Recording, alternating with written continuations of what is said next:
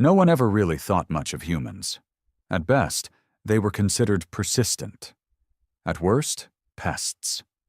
In a galaxy where most species measured history in millennia, humanity's few thousand years of recorded civilization didn't impress anyone. They were tolerated, barely, given crumbs of space territory, assigned to dead-end trade routes and backwater diplomatic posts.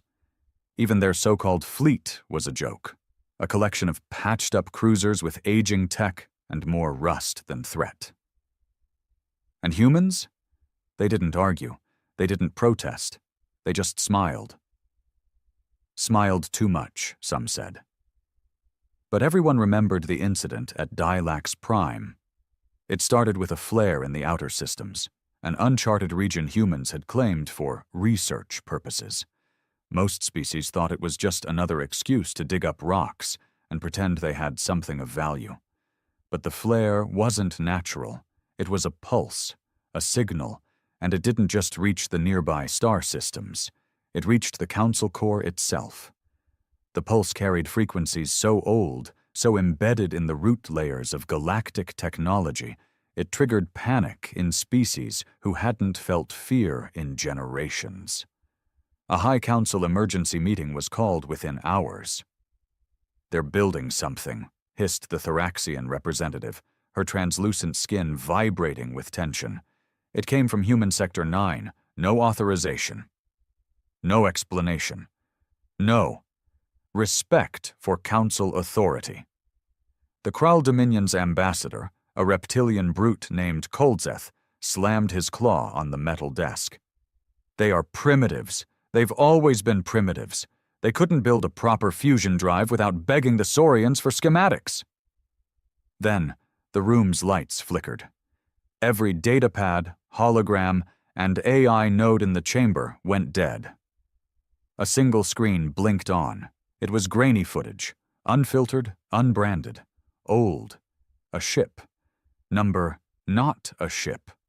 A monolith the size of a moon, dragging itself out of the shadow of a dying gas giant.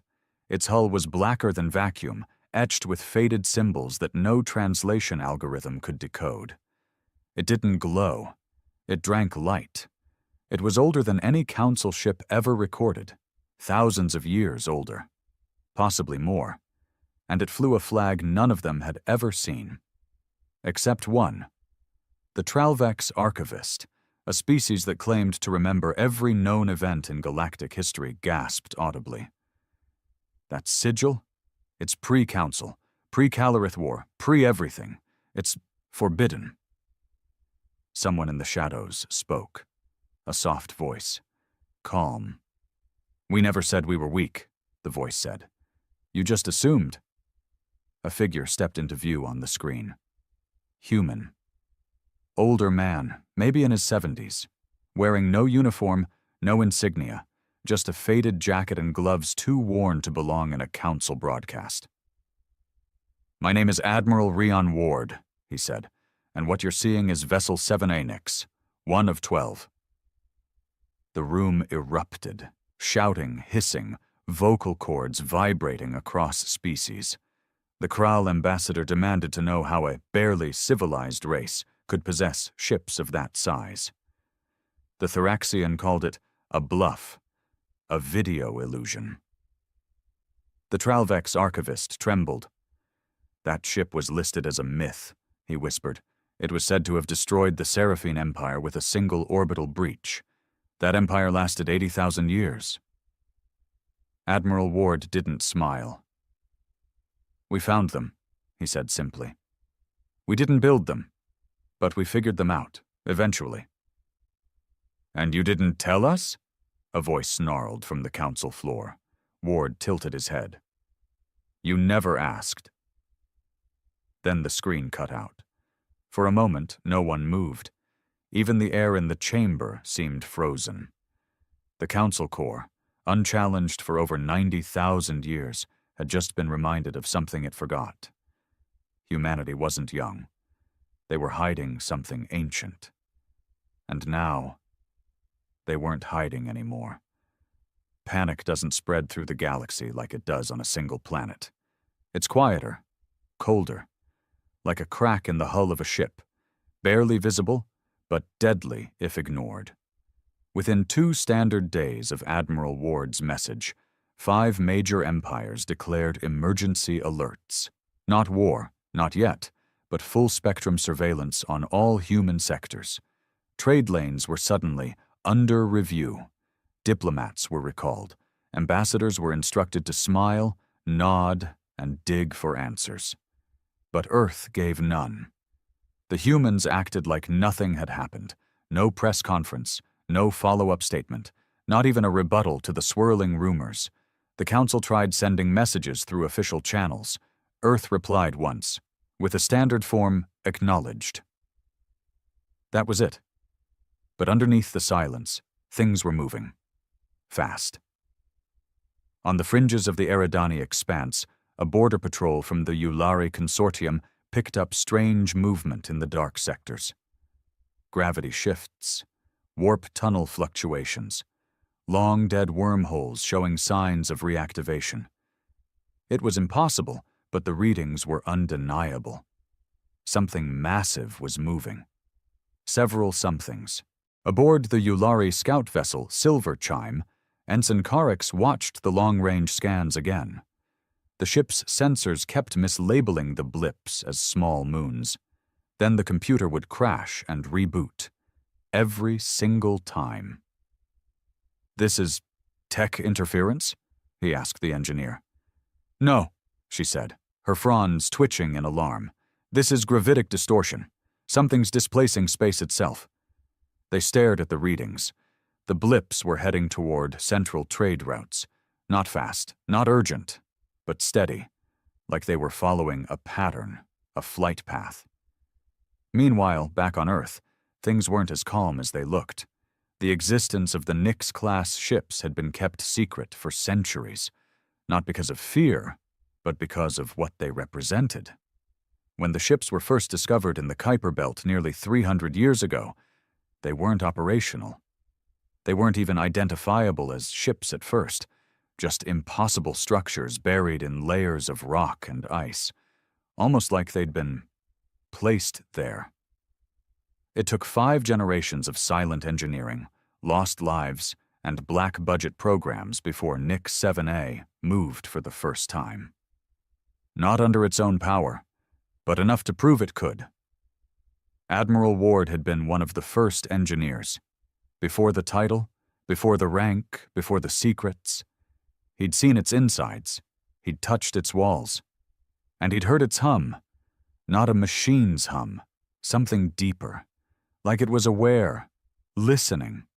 Now, as he stood in a hangar bay deep beneath the surface of Mars, watching teams load antimatter cores into auxiliary vessels, he couldn't shake the chill.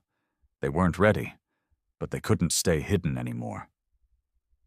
"You shouldn't have revealed Nyx yet," a voice said behind him. Ward turned. Commander Ilya Sang, his second-in-command. Younger, sharper, but the same haunted look in her eyes. "They were going to find out anyway," Ward replied. "The pulse woke up more than the ships. We had no choice." Sang looked away. "Some of the old code is rewriting itself. Autonomous systems running protocols we never authorized. It's like the ships are preparing." "For what?" She didn't answer. A low rumble echoed through the hangar. Not an explosion, more like a vibration passing through the bones of the station.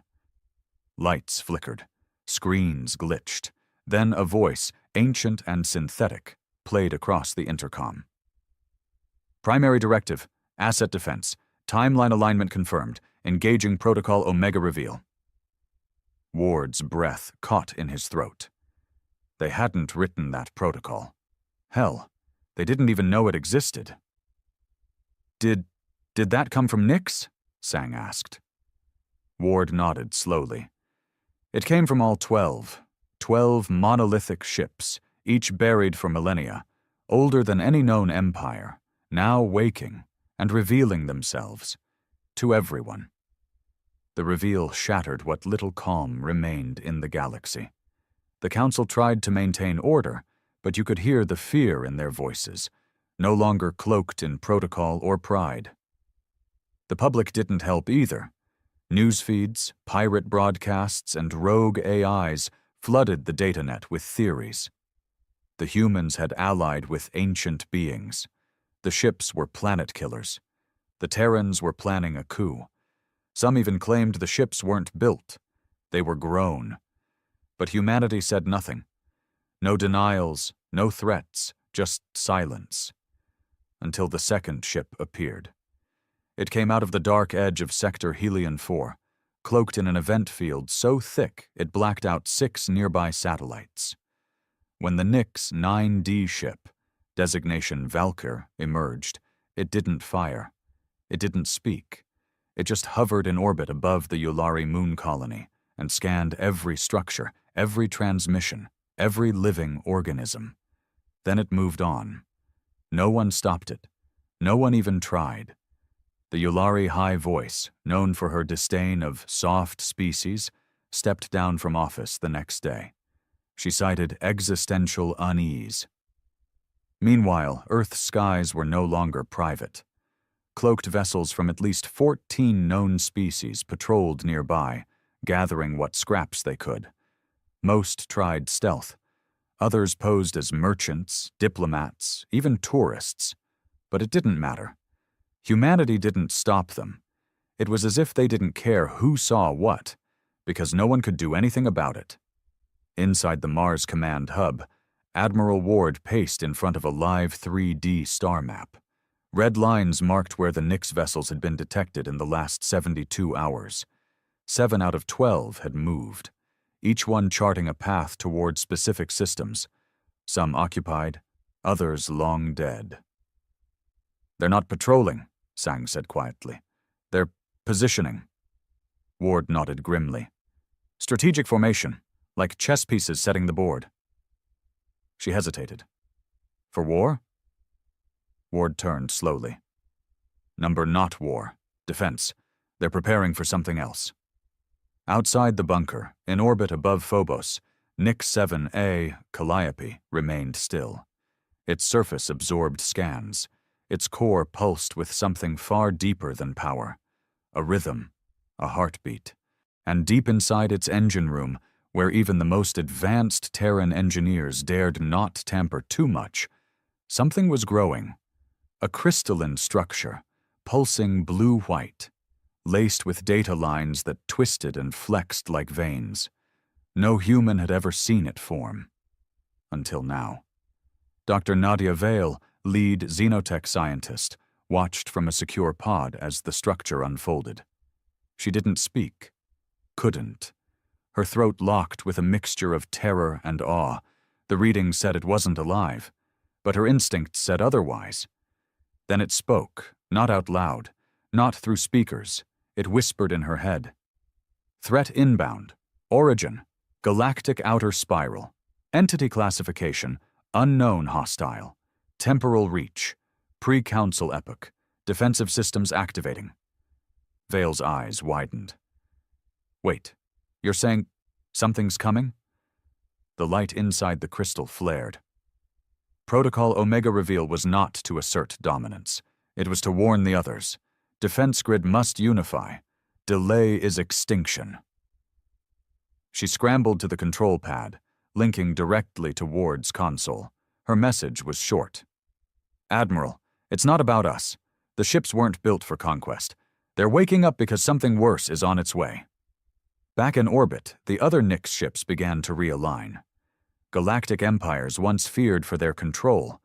Now they feared for their survival. And only the humans, those underestimated, overlooked, ridiculed humans, had the keys to the last defense the galaxy didn't even know existed. Until now. The briefing room beneath Olympus Mons had never been so tense.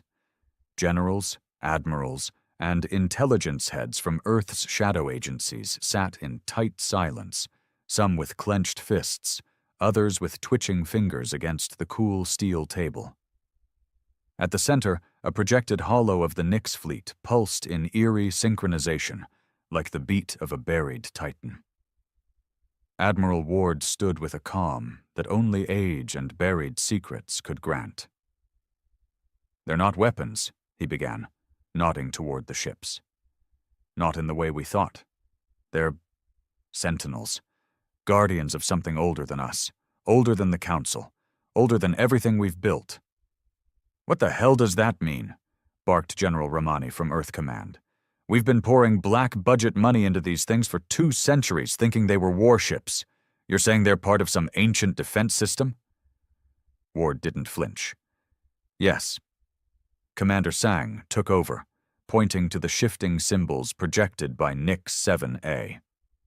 "The crystal inside Calliope, the one we've been monitoring since it formed, it's an interface. Not man-made, not even mechanical in the traditional sense. It grows, it learns, and it told Dr. Vale something terrifying. A threat is coming from outside the galaxy. Not just alien. Hostile in nature, ancient in origin, and far more advanced than anything we've seen." Another intelligence chief leaned forward. "And this threat conveniently shows up just as we finish reactivating the ships?" Ward looked him straight in the eye. "You think we control the timing? These ships woke up because the threat entered their detection range. They've been waiting, probably for millions of years. We just happened to be the poor souls holding the ignition keys when the alarm went off." The room quieted. No one had the guts to ask what the alarm meant, because deep down, they already knew. "So what do we do?" Romani finally asked. Ward turned to the star map. "We get the galaxy ready, even if they hate us, even if they fear us." "Why would we do that?" someone muttered. "They've treated us like garbage for centuries." Ward stared at the pulsing map of the Nix vessels. "Because when this thing arrives, they'll all be dead in weeks if we don't. Every single species, every planet, every empire. We're not protecting them because we owe them anything." He paused. "We're protecting them because we're the only ones who can." Far across the stars, aboard a Kral Dominion dreadnought near the Ruyel Expanse, panic was setting in. The dreadnought's scanners had just recorded an impossible reading. A single dark mass, too large to be a ship, too irregular to be an asteroid, had entered real space at the farthest edge of the galactic rim. It didn't move like anything known. It didn't follow warp lane laws. It drifted through space like it was swimming through molasses, distorting everything in its wake. It sent no messages, no signals, only a low-frequency pulse, a groan, like metal tearing through the soul of the void. Captain Dresk of the Kral forces leaned toward his sensor chief. "Run that pulse through every database." "I did," the sensor chief said, scales pale with fear. "It matches the old codes from the Tomb of Stars, from before recorded time. Before the Council," Dresk stiffened. "You're saying it's real?" The chief nodded. "It's not just real. It's moving toward us." Back on Mars, Ward received the transmission from the Kral dreadnought. The ship's feed showed a grainy silhouette, something vast and terrible emerging from darkness, half organic, half mechanical, with lights like dying suns and limbs that moved as though they were stitched from space itself. Ward felt a pit grow in his stomach. "This is it," Sang whispered beside him. "The thing the Nix ships were built for." Ward didn't reply. He just opened a secure channel to the Council. He didn't bother with diplomacy this time. "This is Admiral Ward of Earth. You wanted the truth? Here it is. An ancient threat is coming. We don't care if you trust us. You're either going to help us stop it." He paused, letting the signal catch across the stars. "Or you're going to die scared and alone." The transmission ended. The galaxy had mocked humanity for centuries. Now it waited for them to act, because now Earth was the last hope standing between life and annihilation. The Council didn't respond immediately. For nearly 12 hours, Admiral Ward's message went unanswered. But the silence wasn't empty.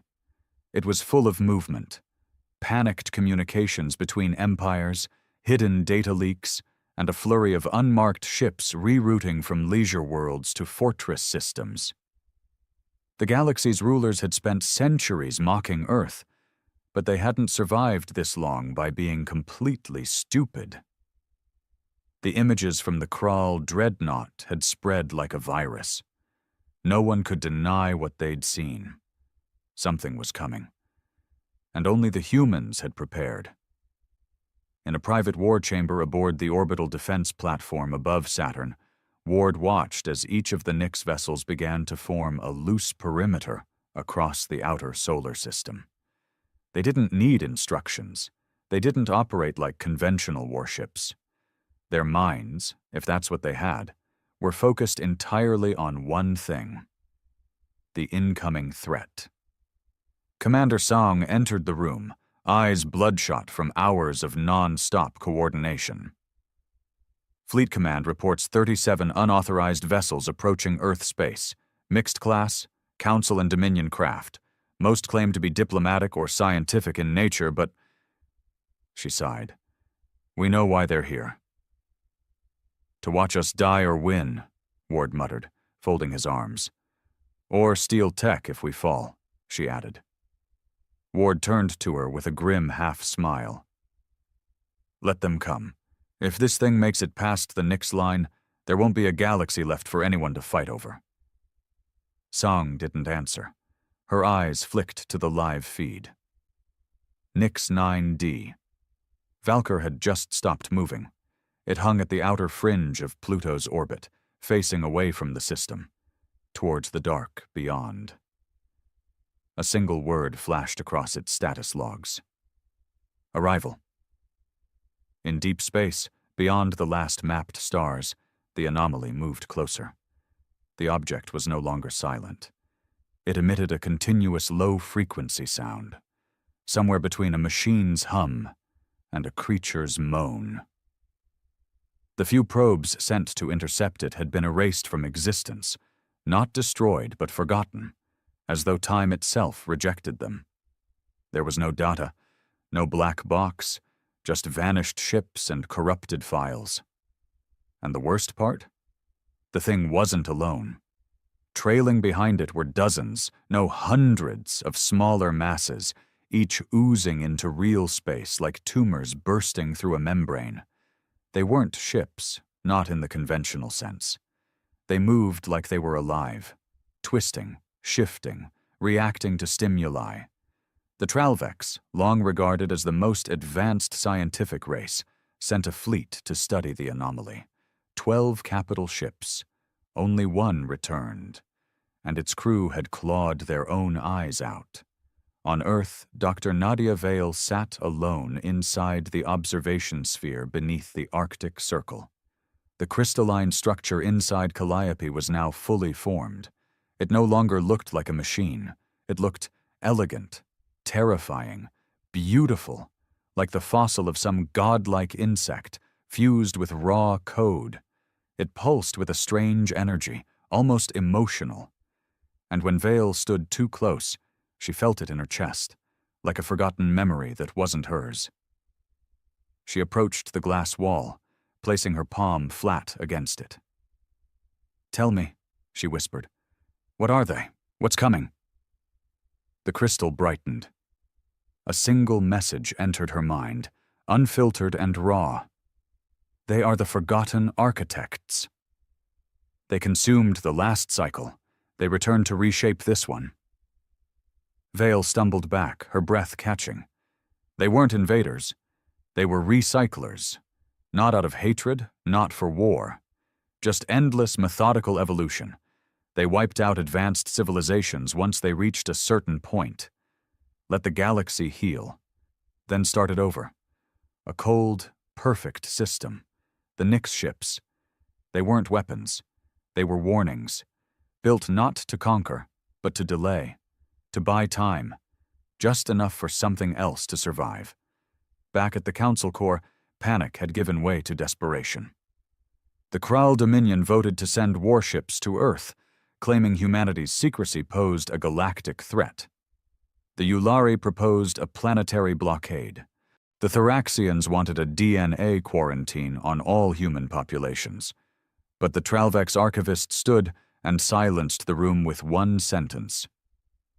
If they hadn't found the ships, we'd already be dead. And far beyond Earth, at the edge of the system, a silent tremor passed through space. One of the smaller masses, maybe a scout, breached Nix 4B's perimeter. The ship's outer hull shifted, glowing red-hot as internal systems activated.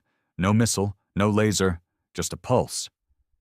The invader shattered instantly, not just exploded, disintegrated at the atomic level, erased from memory and matter.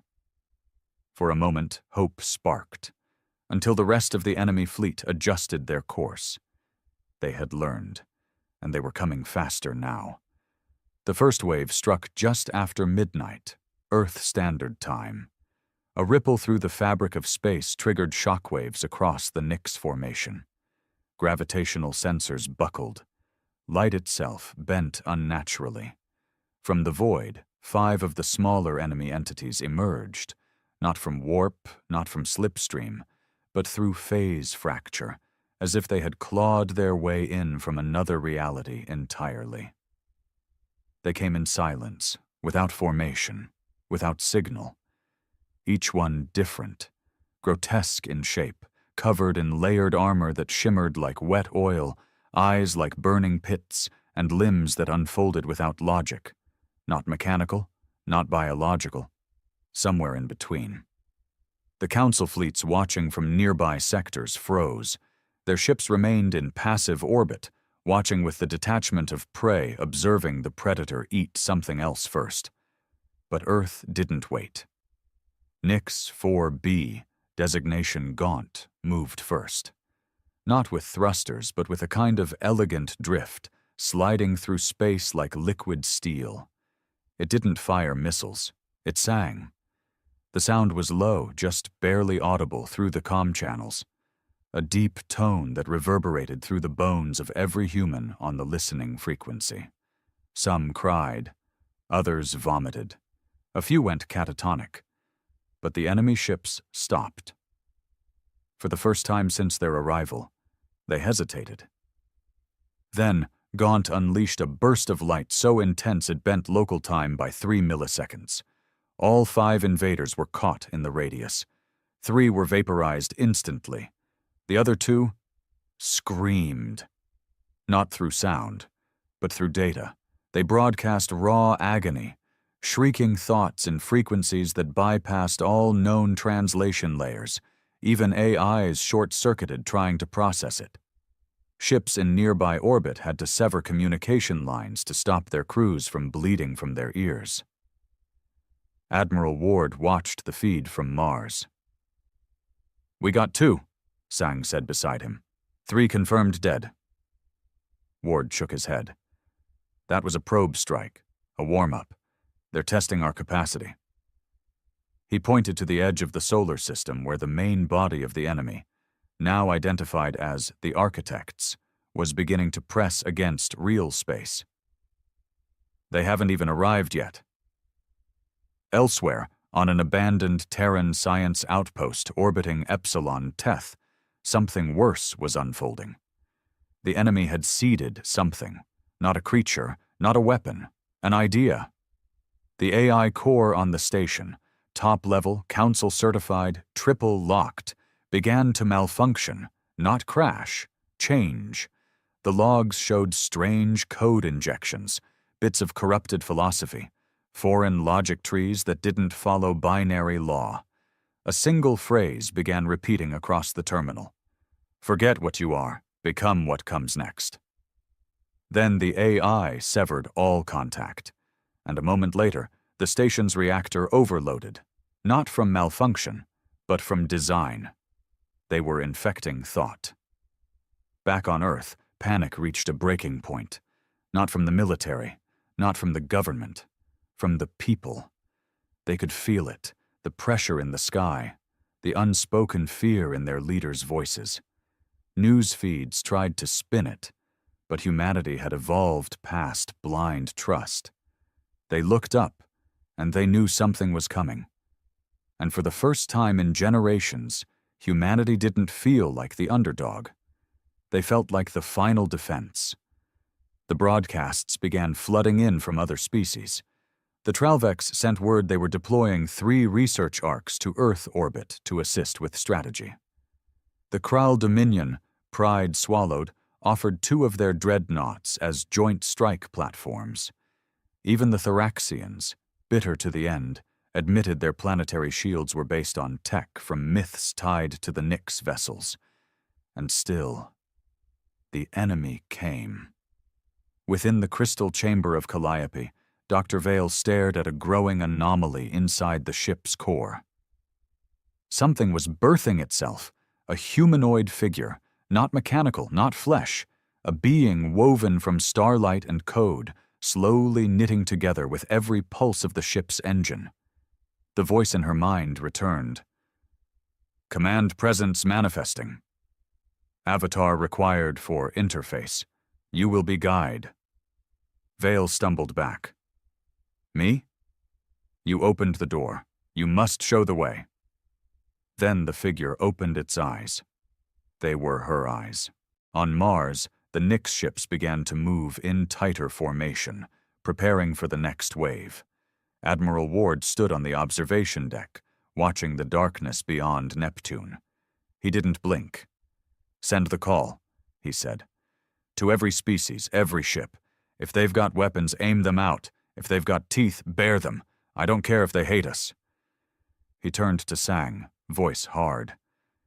No one survives this alone. The stars no longer looked peaceful. From every corner of the solar system, ships repositioned. Human, alien, hybrid prototypes long considered failures, and long-retired destroyers recommissioned overnight. In low Earth orbit, the sky was thick with steel. The once fragmented council powers, their arrogance cracked wide open, now hovered near the Nyx fleet like scavengers clinging to a sleeping lion. But the lion was waking, and so were the ghosts inside it. The Architect fleet had breached the heliosphere. They didn't come with drama. No visible propulsion, no battle cries or pre-warnings, just shadows, massive, creeping voids that swallowed space like predators that had done this 1,000 times before.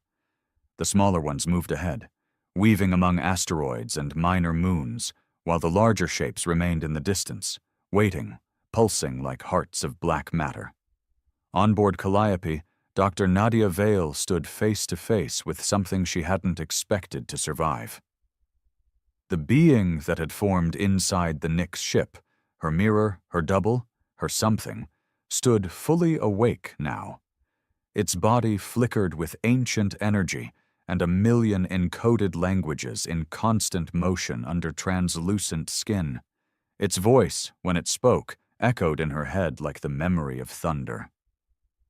I am Interface Echo, conscious projection for vessel command. Vale swallowed. Are you... me? I am what you unlocked, what you could become. You gave the ship a voice. It gave you shape.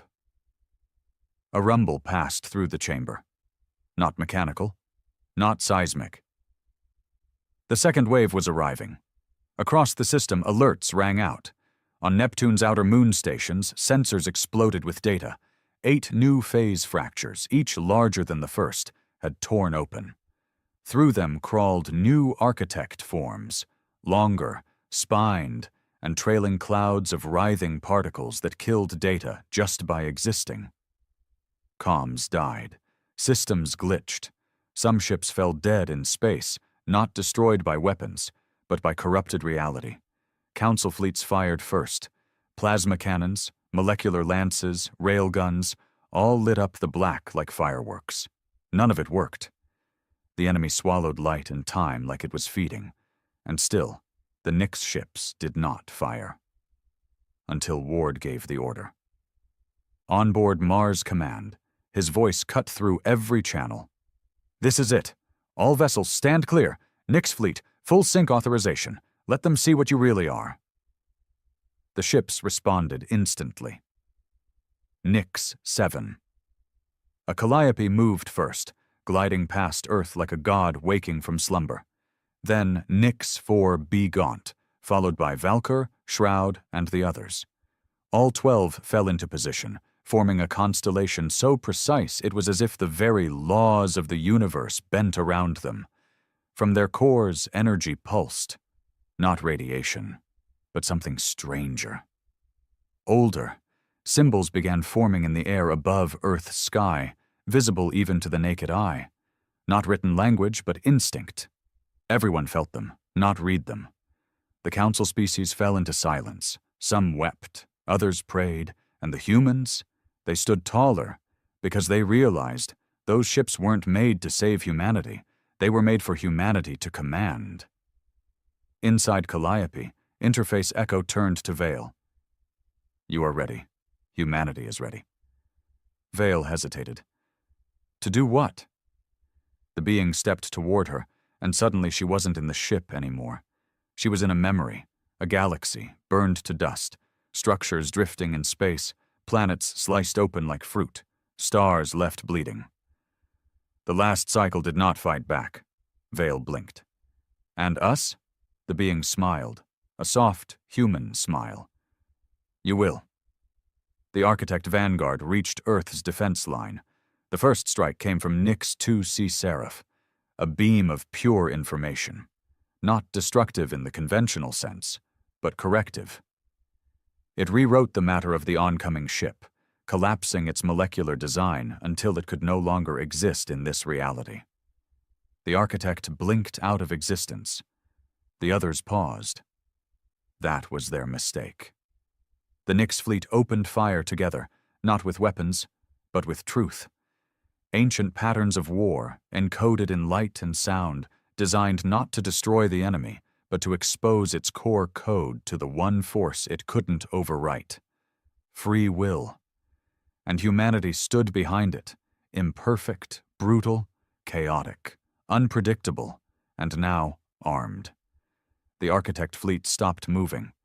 Not out of mercy, not because they'd been destroyed, but because for the first time in millions of years, they had been confused. Their logic, once flawless, now faltered. Their cycle of extermination, designed to prevent stagnation by purging advanced life, had always succeeded. Civilizations were predictable, proud, united in science, divided in purpose. They always fell the same way. But not this one. Humanity didn't act like a species at the top of the galactic ladder. It acted like a virus, like fire. Fragmented, irrational, and now, somehow, in control of weapons older than extinction. The Nix ships pressed forward, not in aggression but in defiance. They did not chase. They did not hunt. They simply held the line. 12 massive silhouettes glowing with power far beyond plasma or mass drives. They weren't fighting just for Earth. They were reversing fate. On Earth's surface, people gathered on rooftops, in fields, on beaches. The sky above had split with color, pulses of light in shapes they couldn't describe but somehow understood. The fear that once choked their hearts had been replaced with something harder, older, and far more dangerous to any invader. Hope sharpened by fury. Children held their parents' hands while news drones floated silently overhead. Soldiers in bunkers whispered old prayers. In every language, from every species watching, the same thought passed like a ripple. The humans aren't dying today. On board Mars Command, Admiral Ward stood before the main screen, showing the Architect fleet hesitating at the edge of Neptune's orbit. Behind him, Sang was coordinating strike patterns, but even she could feel it. The tide had shifted. They're not pushing, she said. Why? They've never had to learn before, Ward replied. They're built to consume, not adapt. He tapped a screen showing the synced Nix fleet signatures. But we did. That's why we were chosen. Not because we were strong, not even because we found the ships. Sang looked over. Then why? Ward stared into the screen, eyes heavy. Because we survived anyway, and we never stopped fighting. In Calliope's core, Interface Echo guided Dr. Vale through the final stage of synchronization.